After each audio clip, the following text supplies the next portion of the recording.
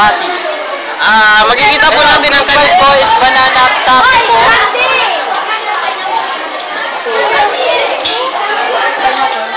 Ano pong pangalan ng niluluto niyo? Banana toffee yan ah. Okay, banana patty po ang niluluto ng Group 5. Magkikita po natin sa wala mga nagagandahan na nagagwapuhan mga foreign dog students. Ito natin ang isang patunay. Si Jan Consolom at si Lizelle Zamora. Masarap yung ano, candy. Say hi to the camera, Miss Judith Zamora.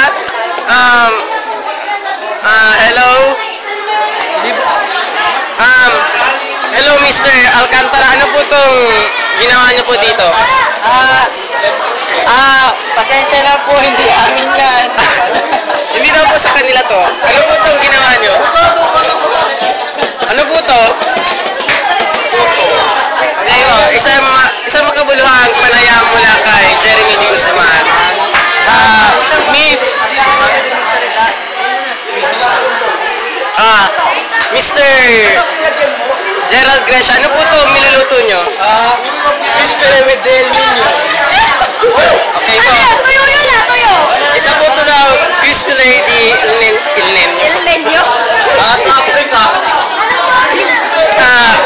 Come on. Good morning. Ice cream po. Miss Ferrer, ano po yung ginagawa po nila? Ano ang tawag dito? Ice cream. Ice cream na kamote.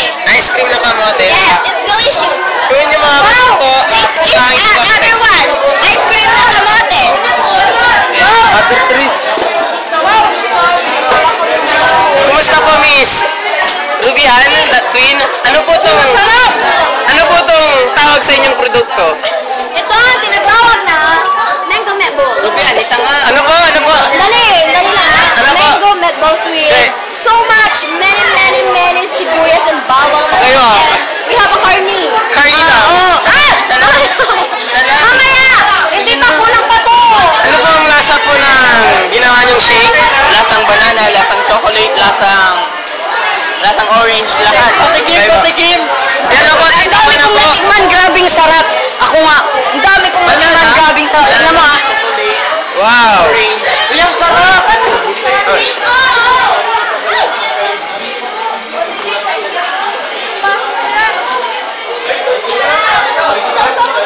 Sarap. Ating matutunghayan na sarap si Kim Olivares sa kanyang kinakain.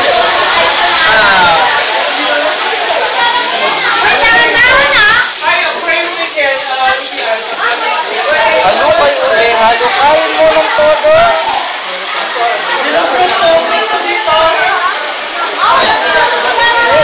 Okay, may Darwin yan. Ano pong tawag sa ginawa niyong shake, Miss Belen Padilla? It's a mixture. Okay po, matutunghayan po natin na speechless po si Miss Belen Padilla dahil sa sarap ng kanilang ginawa.